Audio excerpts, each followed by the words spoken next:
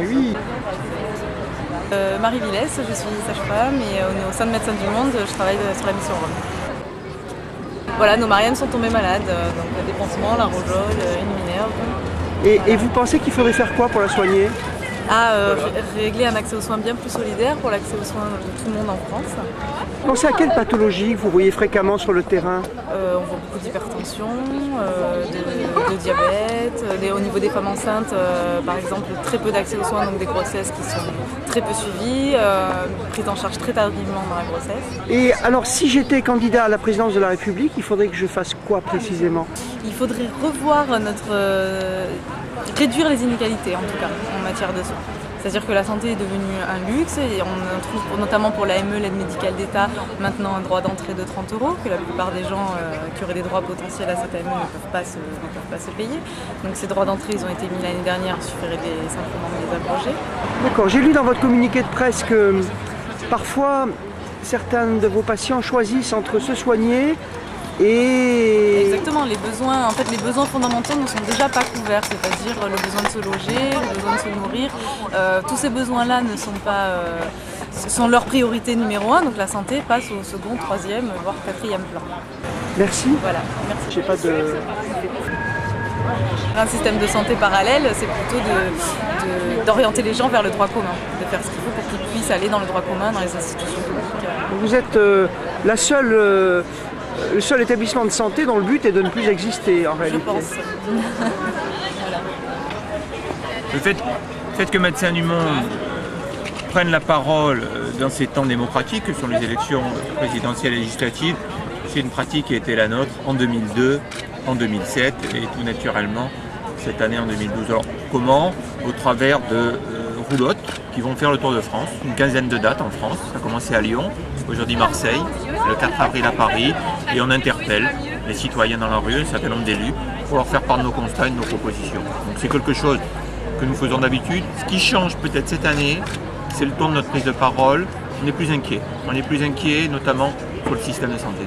Quels sont les constats qui amènent cette inquiétude?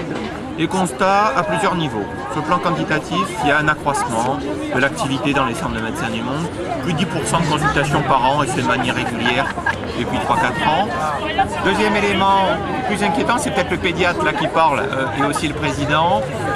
Plus 30% d'enfants et d'adolescents entre 2008 et 2010. 2 tiers des enfants que nous recevons ne sont pas à jour de leur vaccination. 68% des femmes enceintes reçues dans les centres de Médecins du Monde n'ont pas accès à des soins prénataux. Donc on voit que des populations, des femmes enceintes, des enfants, qui normalement ne devraient pas passer à travers les filets, les mailles de notre protection sociale, sont en train de passer à travers. Donc il y a une vraie inquiétude à ce niveau-là. D'accord. On trouve plus particulièrement des personnes qui perdent pied ou des personnes qui sont dans des catégories de la population très précises, très ciblées comme des gens du voyage ou ces constats sur les enfants, ça touche quelle part de la population? Non, bien sûr, votre question est importante. Qui sont les personnes que Médecins du Monde prend en charge? C'est bien évidemment les personnes qui sont à la marge, à la périphérie de notre système, c'est les plus marginaux, les plus fragiles, les plus exclus d'entre nous. Évidemment, ici à Marseille, des populations roms d'origine bulgare, d'origine roumaine, des personnes étrangères, des personnes en situation irrégulière, mais également dans un certain nombre de villes, Marseille un peu, dans d'autres villes beaucoup plus, des Français. Dans certains centres, 20% de Français viennent dans les centres de Médecins du Monde. C'est des personnes qui sont juste au-dessus des minima sociaux par exemple et qui ne peuvent pas bénéficier de la couverture médicale universelle complémentaire qui se retrouvent à venir dans les centres de Médecins du Monde. Alors, certes, on est aux marges de notre système, mais souvent l'analyse des marges d'un système, ça dit beaucoup de système. Et quand on voit que dans les centres de Médecins du Monde, 25% des personnes que nous suivons viennent se faire soigner tardivement, un quart de retard aux soins dans les centres de Médecins du Monde, un certain nombre d'enquêtes qui sont sorties ces derniers mois montrent que 25 à 30% des Français, en population générale, par les personnes reçues dans Médecins du Monde, retardent leurs soins pour des raisons financières. Donc on voit que les constats de Médecins du Monde aux marges de notre société deviennent des constats que nous retrouvons au niveau de la population générale. Donc oui, une inquiétude aujourd'hui. Alors, je suis candidat à l'élection présidentielle. Qu'est-ce que je devrais faire? Premier élément, et c'est je dirais la demande de Médecins du Monde, c'est de réaffirmer qu'un système de santé est un système de santé solidaire qui qu'il se doit de protéger avant tout et aussi les plus fragiles et les plus exclus d'entre nous. Premier élément. Deuxième élément, et c'est ce que nous mettons en avant dans un certain nombre de constats, il y a aujourd'hui des populations qui sont particulièrement fragilisées et c'est le signal d'alarme que lance Médecins du Monde. On parle des populations roms, mais il ne s'agit pas que d'eux. Il y a un certain nombre de personnes en situation de grande vulnérabilité. On a parlé récemment des migrants à Calais, à Dunkerque, dans le nord de la France, également sont en situation de fragilité. La situation à Mayotte, département français, nouvellement français, est particulièrement préoccupante, avec des chiffres de malnutrition qui sont en train d'apparaître sur ce département français. Donc une vraie inquiétude sur ces populations, certes à la marge de notre société, mais aujourd'hui, regarder les marges veut peut-être dire ce que pourrait être le système pour la population générale d'ici quelques années. Donc il faut des centres de soins publics gratuits, il faut des financements publics pour des réalisations comme des centres de soins mutualistes ou les CASO. Il faut très certainement une attention particulière pour les personnes les plus fragiles. Et bien évidemment, cette attention, quand on voit que des femmes enceintes n'ont pas accès à des soins prénataux, quand on voit que des enfants n'ont pas accès à des couvertures vaccinales, c'est qu'il y a un problème. Oui, il faut renforcer les démarches de médecine préventive, de prévention pour ces personnes précaires. Cela passe effectivement par des centres de santé accessibles, physiquement, pas trop éloignés des lieux de vie, pas trop éloignés des lieux de résidence, financièrement accessibles, oui, des soins gratuits pour les personnes les plus fragiles. Cela sont des nécessités. Il faut à tout prix maintenir cette offre de soins facile, cette offre de soins accessible pour les personnes les plus précaires. Je crois que j'ai bien compris.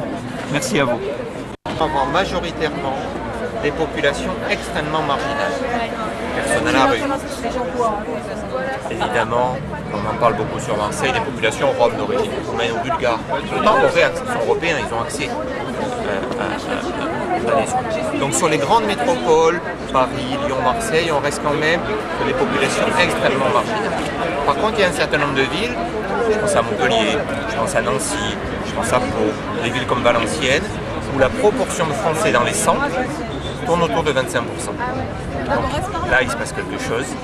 Effectivement, on a des personnes qui sont juste au-dessus des minima sociaux, au-dessus du minimum vieillesse, qui bénéficient de l'allocation adulte handicapé, qui du fait qu'elles sont juste au-dessus des minima sociaux ne peuvent pas prétendre à la couverture médicale universelle complémentaire, mais qui en même temps n'ont pas les moyens financiers de se payer une complémentaire santé, et se retrouvent dans cet entre-deux, de ne pas être suffisamment pauvres pour bénéficier du système de protection, mais pas suffisamment riches pour pouvoir se payer une bonne protection. On est dans ce qu'on appelle les effets seuil, et ce sont ces personnes qui aujourd'hui, je pense, sont les plus fragiles, et c'est celles dont il faudrait s'occuper. Qui est octroyé par les caisses de l'assurance maladie et qui permet à ces personnes d'avoir un avantage financier, un chèque, pour pouvoir se payer une mutuelle, la mutuelle de leur choix.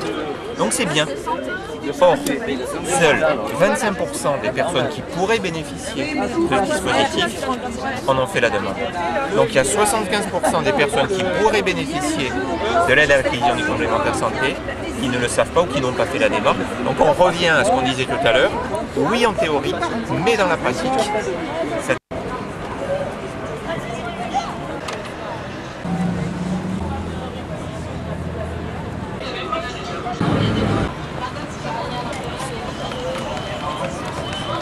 Ah oui, ça c'est photogénique. Ça c'est le thé de Pierre.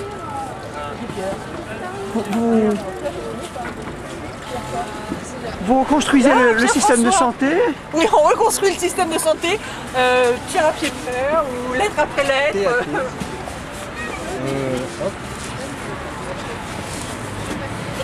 Vous prenez les choses en main, hein?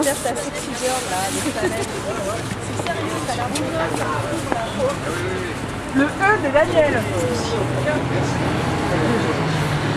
Le V de Marie.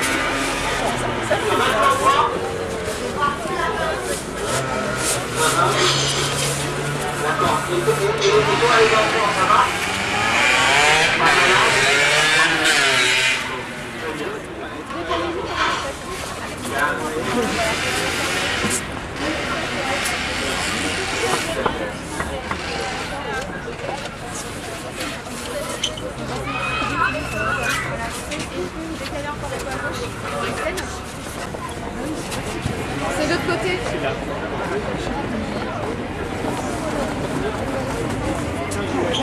l'autre côté. Assister quoi? Si je déclenche l'alarme. Attends, je passe.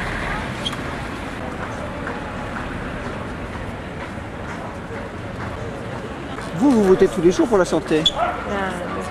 Mais on a fait une petite répétition aussi à 15h. Putain. C'est-à-dire Bah, vous votez avec des seringues, des sparadraps? moi non, moi je ne suis ni médecin ni infirmière. Ah,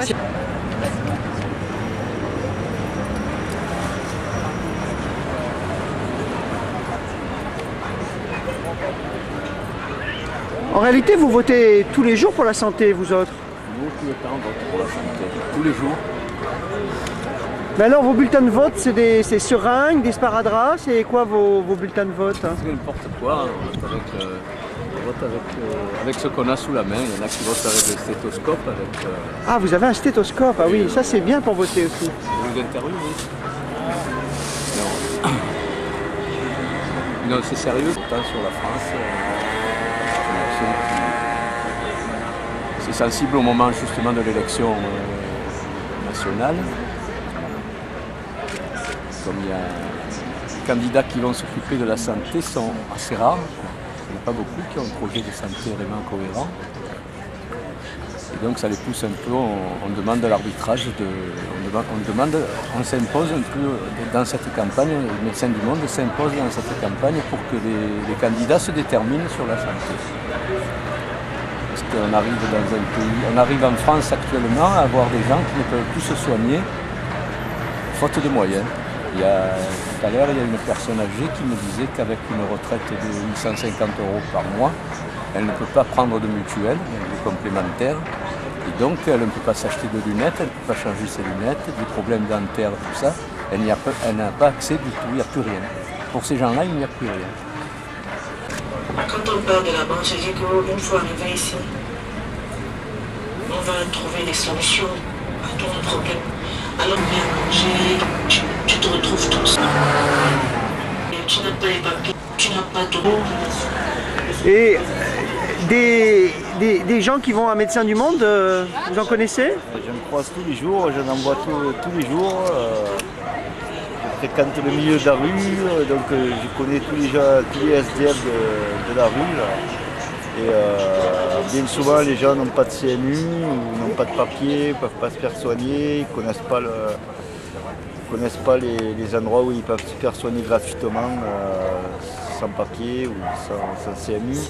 Donc je les oriente bien souvent à Médecins du Monde, où ils s'occupent très bien d'eux et ils leur apportent un minimum de soins quand même. C'est vrai que Médecins du Monde, ils font comme ils peuvent, ils n'ont pas tous les médicaments qu'il faudrait pour tout le monde, mais ils font vraiment comme ils peuvent et c'est vraiment bien ce qu'ils font.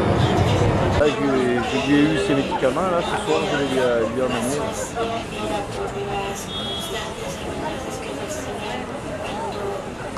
Je lui avais conseillé quand même d'aller voir un médecin du monde.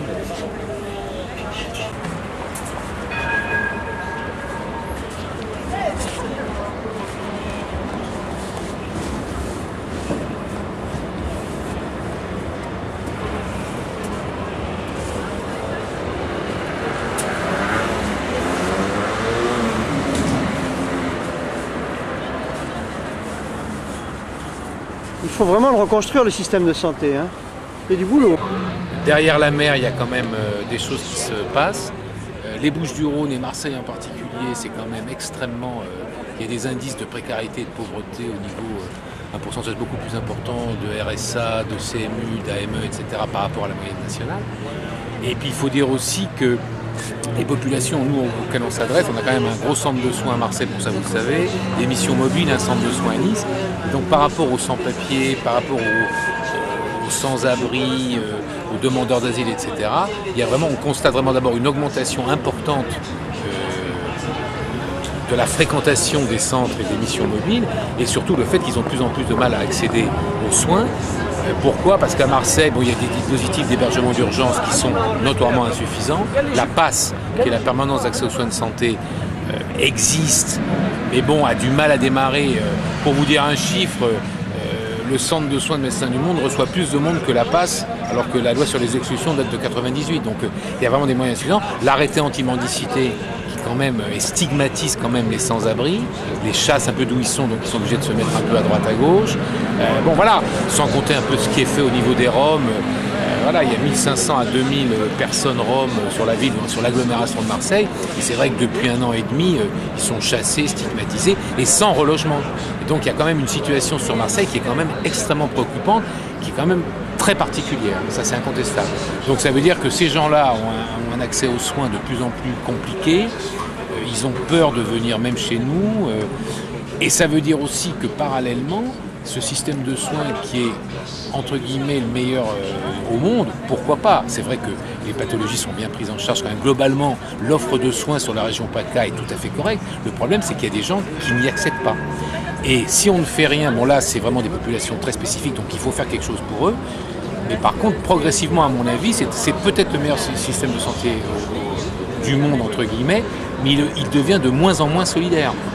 C'est-à-dire que, inéluctablement,